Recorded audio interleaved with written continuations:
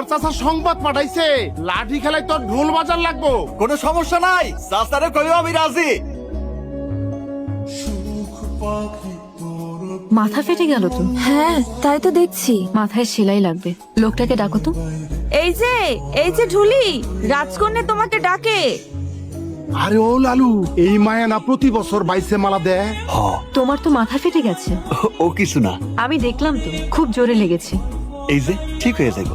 না না, সেপটিক হয়ে যাবে, সেলাই দিতে হবে। আমার সাথে ডাক্তারখানায় চলো।